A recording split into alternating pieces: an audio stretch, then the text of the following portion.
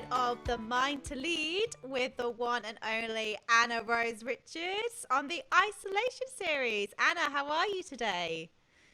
I am phenomenal, beautiful. I was sharing it across to Facebook. I know we go live on Facebook, and then obviously if you're listening back to this, it's on a Thursday, but yeah, I was just getting it across. But I'm amazing. How are you? Yeah, really, really well. Feeling really good this week. It's been a great week. Just learning lots, lots of exciting things happening, and just feeling really good. I guess considering we're in week 4 now of this 5. Sorry, apologies, 5. I'm losing track of I was time. like, Georgina, week 5. This is what happens when you'd have your whole life turns upside down and there's no structure. I said to Carl when I woke up today, I was like, is it Monday today? Because it just, obviously the weekends aren't really a thing right now, I mean, I remember chatting to you on Friday and I was just like, what are you up to this weekend? And you were like, nothing. And I'm like, me neither. Maybe bump into you around the complex, but it's crazy. It's just these times that we're living in right now. But yeah, look, I thought, as we're sort of coming to the end of the series, we've got today and next week, but I really wanted to touch upon something that I think would be really beneficial for the audience to discuss something that is very we're both really passionate about, and that is well-being and wellness. Yes. So yeah, I guess let's go there today. Let's talk about our mental and our physical well-being, because when I think wellness, I don't know about you, but I think of mind, body, spirit. So let's talk about what your, I guess, thought is on well-being, and let's get your opinion on, we'll go from there, I guess. Amazing. Yeah, when you had said, let's go here today on this series, I was mind, body, soul, yes, because it is something obviously we're both very passionate about.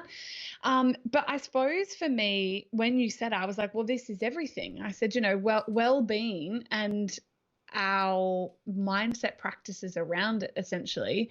I suppose to me, in hindsight, if you go back and you listen to the 4 other episodes that we've already done, we speak to it essentially without giving it a name. But everything that we have discussed so far and we'll discuss today around routine, around health, around daily practices, ultimately to me is all about well-being. So I have, why I show up the way that I show up today and how I can show up, how I show up today, boldly, healthily, energetically, I absolutely fundamentally put down to my wellbeing practices. And I know I said off screen, I said how it's the ethos that I live by around eating, moving, speaking, thinking, and earning. That's a big one for me as well. Like I love myself. And then what that looks like is showing up for myself. So it's different in every area, but it's not at the same time. So eating healthy food that, serves my highest good every single day. And I know last week we were laughing and I said, I still eat hot chips. I still drink champagne lots.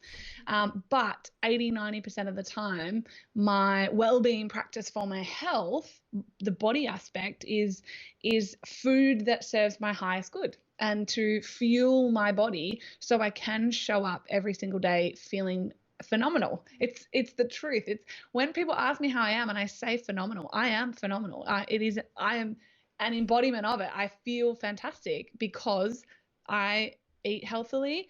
I move. So then moving like I love myself. I do not train for physicality. I train for mental well-being and performance, essentially. I'm doing triathlons when they're back.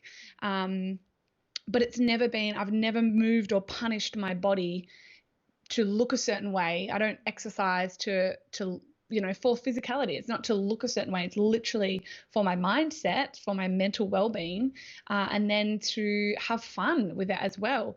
Then thinking like I love myself, that's a huge one around gratitude, big one around gratitude. So what am I grateful for every day? Again, sincerely, it's that practice of gratitude, understanding that the highest energy is joy and the fastest way to get to joy is gratitude. Speaking like I love myself, I will not put myself down. no, I'm not perfect. Nobody's perfect. So I still absolutely catch myself.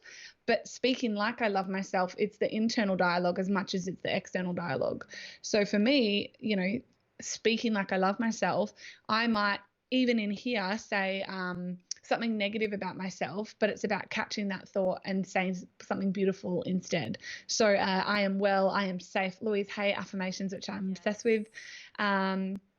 And then earning like I love myself is just a whole other kettle of fish. However, I'm passionate about that. And that became part of my repertoire of well-being because I think, having financial security is important to be able to, eat, move, think, speak like you love yourself. You don't need money, but it's absolutely a part of well-being. I truly believe that.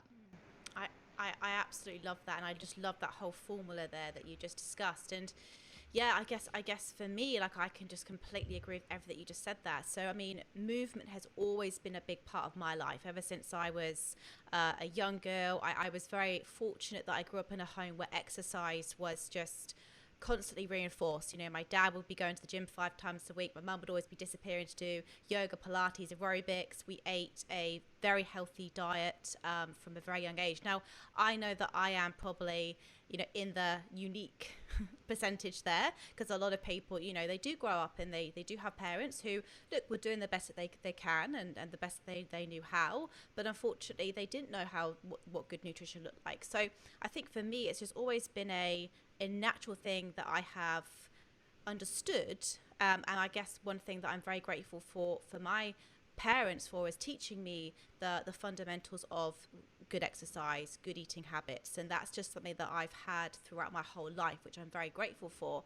However, speaking to the whole, moving like you love yourself, eating like you love yourself, I have also been through, times in my life where I haven't done that, where, when I was in my teenage years, I was moving because I wanted to look a certain way, and I was eating because I wanted to be slim, where, and it took me a long time, a lot of my early 20s to really start to love myself enough to fuel my body with good foods and to move because I want to stay fit and healthy, not because I want to look a certain way. And that was a journey that I went on. And but now more than ever, I'm even more passionate about eating good foods that are going to fuel me and moving because I want to stay physically fit and active, not because I want to punish my body or, so I think there's a lot of especially women out there that can probably relate to that, and I think that, but now it's like, getting, it's so easy to get out of routine, which is more important now than ever to be still moving but moving for the right reasons, Exactly. Absolutely. so yeah, I guess, Well, yeah, you go. I think we're in the isolation period. If there was anything that was going to potentially break me, it would have been the gym. The gym was taken from us overnight. And I could have struggled with that. That was the one thing, because I move for my mental health. Yeah. We are all busy. We lead busy lives. I'm on a lot of electronics all day, every day. I love to just have that time to move my body in the morning, swim, run, lift weights, all of it. And however, being conscious of that, going, this could be the thing that really messes with my mindset immediately. And I know we've talked about it lots on this podcast, but I went, okay, well, what can I do?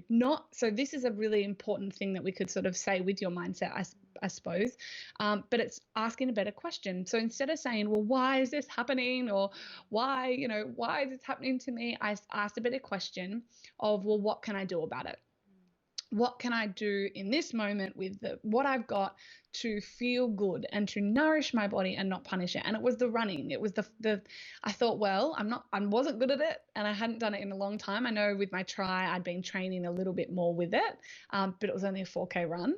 So, but I thought, well, what can I do? Well, I can run. I've got a body because I've got no gym equipment. So I was like, well, I've got a body and we're allowed to leave the house once a day for exercise. And I thought, well, that's a brilliant one to do because it gets me out. So there's the mental health state of well-being with being out in nature, essentially, even if that is a sidewalk.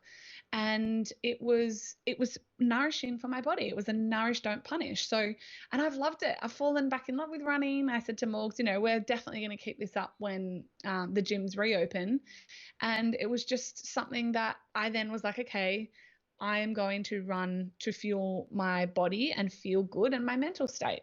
And it's the same thing, I think, with food at the moment. And again, I'm definitely more relaxed in isolation with no guilt and no judgment. I think that's the biggest thing that we can ever gift ourselves. But again, how just check in, I think, is the big thing. I think in general in life, but this is an isolation series, check in and just see how you're feeling. And if your well-being has been suffering, well, what's the choice that you can make today in any of those areas? For me, that's just what I know with well-being. It's like moving, eating, speaking, thinking, earning, but the four core, what area can you choose to work on to make yourself feel better at the moment? Because if it is, I know we keep talking about alignment as well, which I love. If you are drinking more wine and everyone is, and it's okay. There's no judgment, right? No judgment and no guilt. But if you are waking up not feeling fantastic too many days in a row, or you are noticing that you're feeling more sluggish or whatever it is, then your body is the miracle gift trying to get your attention to say, eek, that's not serving us. Can we just pump the brakes, or can we stop that for a little while? And we're doing a thing in our team at the moment in our business, a 4-week boot camp. So the Mind, Body, Soul boot camp. And we've got this phenomenal life coach, Alila.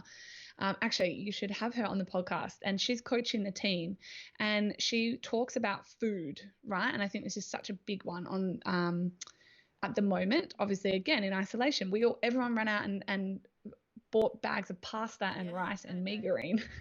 I was like, everyone's not moving and eating more carbs. It's crazy. But she was talking about, and it really, really hit home for me, how there's primary food and then there's secondary food in our life. And and it's almost like primary food isn't just what we eat, right? We're sustained because of our relationships. We're sustained and we feel full because of conversations and spiritual practices and exercise and I've said exercise, relationships. So all these things, if those things are out of whack, so if our relationships aren't where we want them to be, if they're not sort of a level 10, if our our meditation practice, if that's something that you do, if you've dropped that or you're not doing that, if you aren't moving your body like you love yourself, so nourish not to punish, then you're not nourished, right? From a primary food perspective. And so that is when people do start to binge more or drink more or kind of not make choices that are in their highest good. So yeah, all week we've had a focus on health, and having people look at, well, what are some other core areas? Is it going for a walk for 10 minutes in nature that's going to fill you, nourish you, replenish you, so you're not going to then reach for the things that don't make you feel good from a well-being perspective. So it's been really fun. It's been a really interesting, cool week to learn. And I think it's just constant learning. And I think the more you learn, the more you realize you don't know, right? So, I mean, that's two huge ones there. So exercise, so move your body, whether you go for a walk in nature, just a 20-minute brisk walk. But the main thing is get your heart rate up. Like you want to get your heart rate up. You want to feel energy, so move your body as much as you can during this time. Eat, just nourish yourself with whole foods. I think that the main thing is like eat foods that are not processed. Like your body deserves to be filled with the best. So lots of vegetables. I mean, I am plant-based, so I won't go into that, but that was a big decision in my life that I made almost 2 years ago now, and I can honestly say it was the best decision I've ever made. So there's a couple of things that I obviously do daily there, which is obviously work out, eat nutritious, a plant-based diet, and also another big thing that I really want to talk about is sleep. Because I feel like sleep is just something that doesn't get talked about enough. And when people think wellness, they go fitness, food, but sleep isn't something that often comes up. And when we don't get enough sleep, we don't want to exercise, and we make poor food choices, and and then we don't recover as well. We feel more stressed and anxious. And I think we've spoken about this before as well. Like I think a lot of my anxiety was actually linked to a lack of poor sleep. So 100%. I'd love to know what your sort of sleep routines are, because I think it's a really big one for people to really start prioritizing their sleep for their well-being. Absolutely. So I am really passionate about health. I am a proud hustler in business. I work hard. I'm ambitious. I'm all those things, but I will never say and do not believe in you can sleep when you're dead. And I'm like, stuff that, you're dead. Yeah. No, of course you can sleep because you're dead, and you're probably dead because you didn't get enough sleep. Correct. So I am such an ambassador of sleep, and there's a phenomenal Joe Rogan interviewed a world leading scientist on sleep. He's dedicated his scientific career to researching the effects of sleep and the effects of lack of sleep on your body. And it was mind blowing when I listened to this. But it was, saying things like, you feel it if you check in. I always say to people as well, I know, but I say to people often when they're drinking and the next day they have a hangover, I mean, yes, it's toxic. So there is,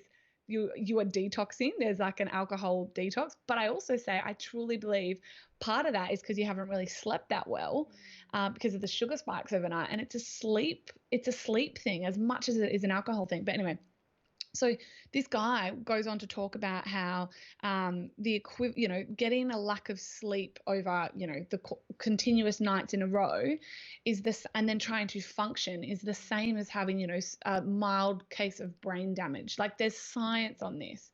And I will have to get it and put it in the show notes because it is a really powerful podcast to listen to. But I always say, so being someone who is very well and very passionate about health, I'm very in tune with my body.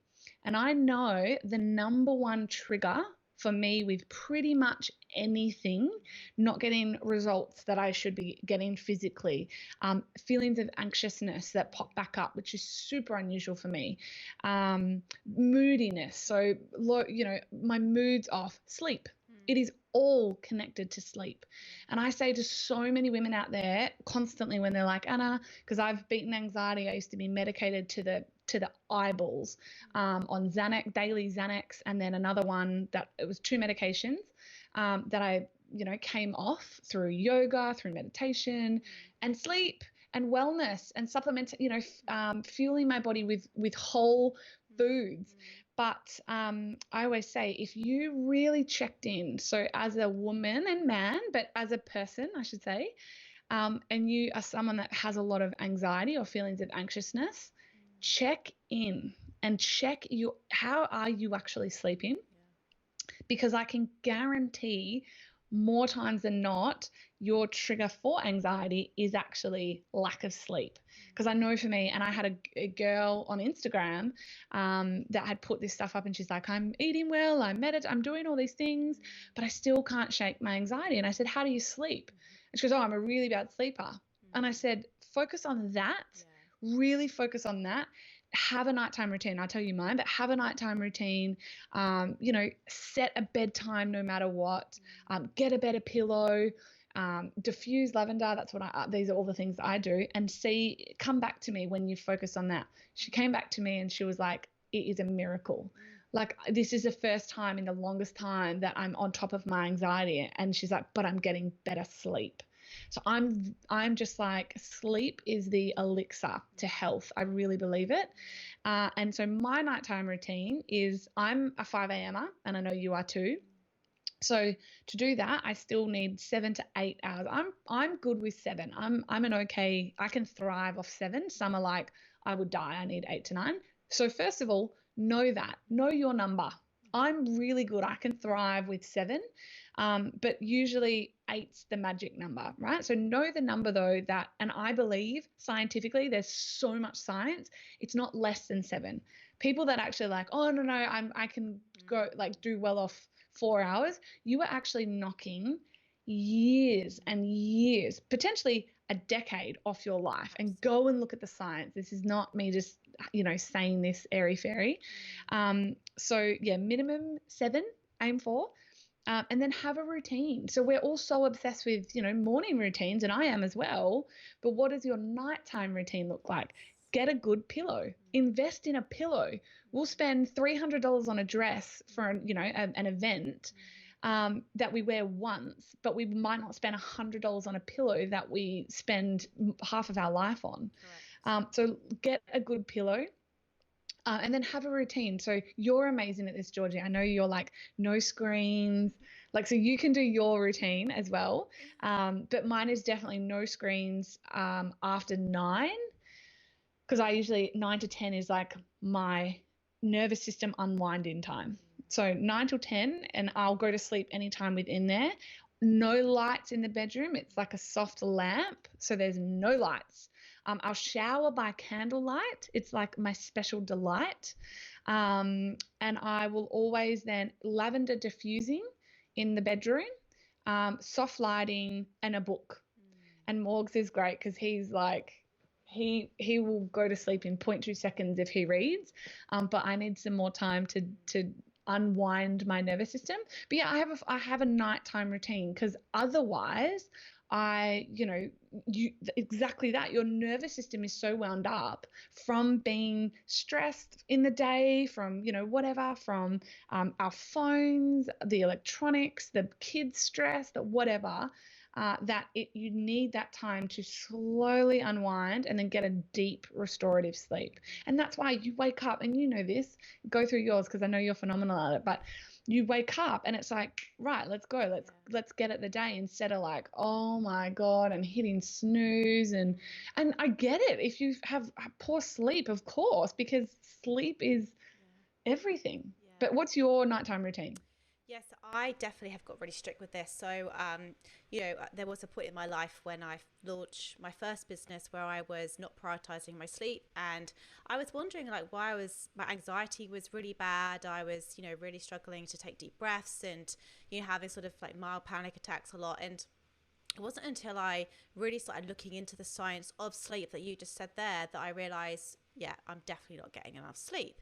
Or I'd be going into bed, but my mind would still be so busy because I've been like on Yeah. social, and I've been working and then just going straight into bed. So I'm really strict with it now. And there's a few things that I do absolutely every single night, and that is I eat early, so I don't go to bed with a full stomach. So I normally eat my dinner around anywhere between 5 and 6, which might be super early for some people, but I also like to fast until the next morning. So I don't typically have breakfast until 9 o'clock the next day. So I like to give myself that window to let my body digest my food and heal and reset basically. So I eat a good few hours before I go to bed.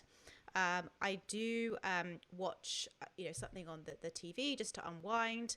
But then around sort of 8 o'clock, I will get into bed. I will cool down the room. So there's a lot of science around the temperature of the room. I think it's about 20 degrees. That's optimum for sleep. I will put all of the lights down. I won't have a big bright light when I'm reading. I'll just have my Yep. little side lamp, and I'll read for 30 minutes to half an hour. 30 minutes to an hour. And then what I'll do is I've actually started doing this in the last 6 months. I do a nighttime meditation, and it's just a breathing 10-minute breathing one, guided, and that just again slows down my nervous system. And by the time that finishes, I am literally ready to sleep. I mean, my Yeah. husband Kyle, who lies next to me, he's a bit like Morgan. He's bang out like a light bulb, and I Yeah. and sometimes if I haven't done my routine, like I'll be looking at him going, "Oh, there you are, just snoring away." No, I'm joking, he doesn't snore, but Yeah. I have a busy mind, so Same. I have to have those practices in place to really slow me down. And just one other thing I like to do at the end of the day before I get into bed is just reflect on the day as well, and just give some appreciation and go, what have I been grateful for today? What have I enjoyed today? And what could I do better tomorrow? And just that nice little reflection piece, and then setting my intentions for the next day. It just really helps me just get everything out. I think this is the thing. We don't want to go to bed with a full mind. So I write down Yeah. what I need to do the next day, if I've missed anything, what my intentions are. So by the time I get into my bed, my comfy bed because I've bought myself a good mattress. You know, like Good girl. we always laugh, you know, with like our cars, you know, like we own our cars outright and we don't drive a luxurious car, but that's because I prioritize other things. So like, you know, I would rather buy a really good mattress than drive around in a, you know, $250,000 car. You know, like there's certain things that I prioritize, and health is always going to be number one for me. So Yeah. good bed, Yeah. good pillows, all for that as well. But yeah, they're just sort of my evening practices that I don't miss. And I think, and it's so powerful, you have to link me this nighttime meditation. I'm so keen to do that one. And I think when I'm listening to this, I'm like, I can hear people's objections if they're listening to this already, like, oh, that sounds so hard, or like it's like, God, I just get into bed and put on Netflix. And that's okay.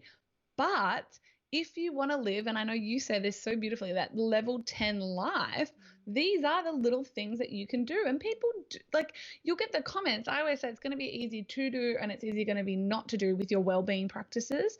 But it's like so many people. So people will say to me, Anna, you know, how do you have this energy, or how are you living this life? And I'm like, well, I have this, you know, daily practices, and I eat well, and I move my body, and I, you know, and I have a nighttime routine. And then it's almost like, and you can give them everything, but it's ultimately up to them to choose to implement it to change their life.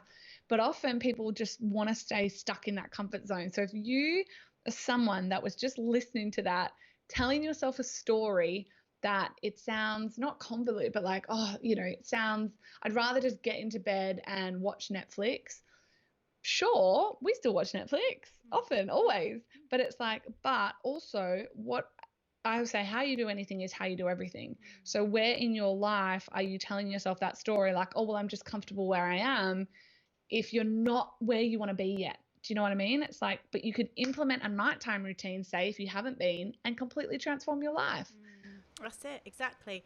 And you said it beautifully earlier as well. You said about, you know, the stories we tell ourselves and how we speak as well. And so this goes on to another well-being practice that I do daily as well. I know you do daily. Like one of the first things I say to myself when I wake up is not, oh, I haven't had enough sleep, or not, oh, another day, or oh, what. I wake up every single day, and literally the first thing I say to myself is, I am so grateful to be alive today. This is going to be an amazing day. And Kyle will like literally like, because he laughs at me sometimes because I actually record my affirmations on my my phone, on my voice app. So I literally hit play on all of my affirmations, and they're things like, you know, you are enough, and you know, the universe is abundant. And this may all sound really woo woo, right? But I have done this religiously now for the last 6 months. It's taken it up a step. I've always used affirmations, but I've actually now used the power of my voice. Yeah. And wow, it is a very, very powerful practice. And that is literally the first thing I hit play on in the morning. And it just, again, just primes my mind to just show up that day the best that I can be. So I'd love to know what you say to yourself and how you go about, what's the first thought, what's the first words out of your mouth as you rise and get on and go through your day. Total gratitude Yeah. as well. I have this theory. We were talking about this the other week, but I have this theory about, and sincerely about, like, every day is the best day of my life. But so why is it the best day of my life? Well, because I got given another day, and it's almost. I just finished a book, The Obstacle Is the Way by Ryan Holiday. Highly recommend, everyone. Highly recommend him as an author, all of his stuff. But it's almost like stoicism. He talks about it. That's like what the whole book is about. But like being okay and in love with your mortality. And that I am just like, well, today, so my first thought, and it takes practice. Let me say that down the mic. And still often I can wake up and like think, oh, I've got to do, no, Anna, I am grateful. I'm alive. It's going to be the best day of my life.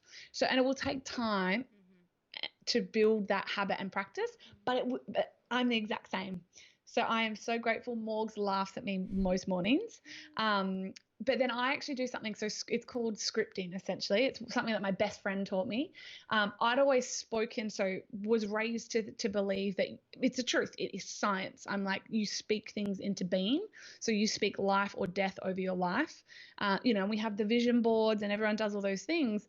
But scripting is basically just taking the life that, you know, you will live, that you want to live, like the big stuff, like every aspect of it, and put it in a story with yourself in it. And so I have that, and I read that to myself every single morning. So I am on my phone. I am on my phone. I'll get up. So the thing goes off. I'm so grateful. I'm alive. I've been gifted another day. Thank you, thank you, thank you, thank you. And then I read, you know, my script, which is all about the life that I am currently creating for myself, but it's future pacing. It's like, you know, I look at my bank account and it's, you know, the millions of dollars, and I, you know, baby, just everything that I want to call into my life and speak in existence, I read about every single day, and then I begin my day. And I always give to myself first. So still, I'm all about, this is where it's the eating, moving, thinking, speaking, earning, lucky, love yourself. So then it's like, which we've gone over, but it's, you know, going for the run or going to the gym, having the superfood smoothie. I know we've said off camera, but I know we're both huge on supplementation because we just aren't getting enough nutrients in our food today. We're not, even if you eat 100% organic plant-based, we just need some help, ashwagandha, things like that. And that's actually another thing with the nighttime routine. You know, I have magnesium. So I have a magnesium vitamin before bed, which helps with sleep and health. I have a tonic, which has got ashwagandha in it. I know you were saying you love ashwagandha as well. So which is an adaptogen, which goes in your body and adapts. So there's so much that we can do for ourselves to live this level 10 life. It's just about making that conscious decision to choose it every day and create the habits of waking, having that thought, I'm grateful, I'm so grateful, whatever it is that you want to create. And then affirmations, I love that. And mine's the scripting. And then fueling your body with something beautiful, nourishing, it's so important.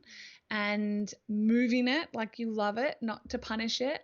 And then reading something. I'll always read. I'm obsessed with reading, and as I know you are as well. And so reading something, and then I can start my day. Yeah. So by the time I show up for my first call, my first meeting, my first email, I am full. Everyone's getting my overflow. They're not getting pissed off, depleted Anna. They're getting sincerely vibrant, genuinely radiant, here to serve. I've got all the energy in the world for you. What's up? Yeah. And that's because of the wellbeing practices, without a doubt. Yeah, I second that completely, because it wasn't until I implemented these wellness practices and I really started looking after myself, both physically and mentally, that my life did go to the next level. And, you know, I think that it's something that we can't ignore now, and especially now more than ever, I think, you know, making sure that you are prioritizing your health and your wellness and just your mind every day. And I mean, I have a process, it's called mind feeding, and basically what that means is that I will wake up and I will read something, or I'll listen to something. I will basically, again in the morning, spend some time just filling my mind with some goodness, and that could be listening to just a 10-minute motivational speech, or it could be reading a chapter of my book. But I always do it because it's so easy to wake up, check your emails, check the news, check your social, and then straight away you're on everybody else's time, you're dealing with everybody else's problems. Well, I don't check my emails or anything until after I've done all of my routine and had my breakfast, and then I go, okay, now I'm ready to show up for others because I have filled up myself first. And I know that's exactly what you do every day. So I think now more than ever, during this time, during this pandemic, it's shining a light on our daily disciplines and the way we live our life. And I truly believe that if you can establish some better habits and better routines and some better well-being practices, you are going to come out of this, you know, not only a more healthier, more vibrant person, but you will be stronger physically and mentally as well. Yeah. So I truly believe that. And I think to help people if they're stuck, so if you're listening and you don't know, it all sounds amazing and you do some of it but not all of it, or you do none of it. My biggest advice, I've always said, from 10 years of slowly changing my life and implementing this, is choose one thing. Yeah. Like, what's the one thing?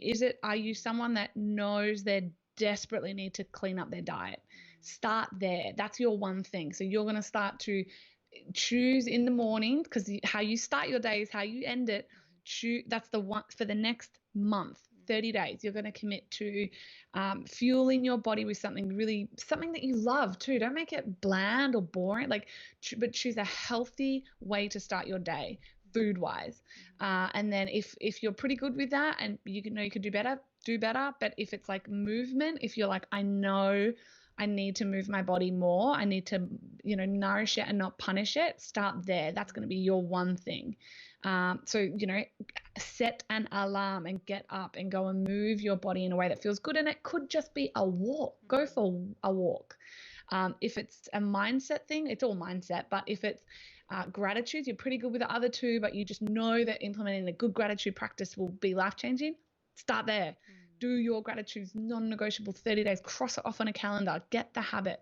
Because I just think if we come at habits and wellbeing practices and we try and do it all really quick, if you're not someone that is used to this, it becomes overwhelming. And then you can judge yourself and beat yourself up because, you skipped a day, whatever. Start with one thing. So I'd love to, if you are listening and you do this and you do start to implement one of these wellbeing practices in your life, tag us, because I'd love to see you moving your body or fueling it with something healthy or doing a gratitude practice, whatever it is. I'd love to see it. That's it. And I just think, even if it's just, committing to the better sleep routine or whatever it is that you feel like you need in your life right now, I truly believe if you would just take one thing of all the things that we've spoken about, movement, nutrition, sleep, intention, affirmations, we've spoken about a lot today. But if you just choose one thing to implement into your life and just commit to it, then just that one thing alone will start having a ripple effect. And that's what tends to happen, right? Like when we change one thing, we then start to make improvements to other things as well. So just begin, just basically begin. But Anna, look, as always, absolute pleasure to speak with you today. I think we've covered a lot today about well-being and hopefully just inspire some people to, really look at the way that they're living their life right now, where they could be making some improvements, and hopefully, just encouraging people to take action. Don't wait for this to be over. Don't say, when this all is all over, I'll join the gym or I'll do that, or do it now. Like now is the time to do it. Now is the time to really be working on you and to get yourself in a better physical and mental state so you can get through this and you can be proud of the person that you turn out to be at the end of all of this. So amazing. And thank you for listening. And we've got one more episode to go. So we'll see you again next week. Thank you so much for listening to the Mind to Lead podcast. I really hope you got some great takeaways and key learnings from this episode. To help us spread the message, please give us a rating and leave us a review. We love reading your thoughts and your insights and your learnings. And look, reach out to me on LinkedIn. I'm Georgie Hubbard. Reach out to me on Instagram. I'm Georgie L. Hubbard. Let's connect. I hope you have an incredible day and I look forward to speaking to you all again soon.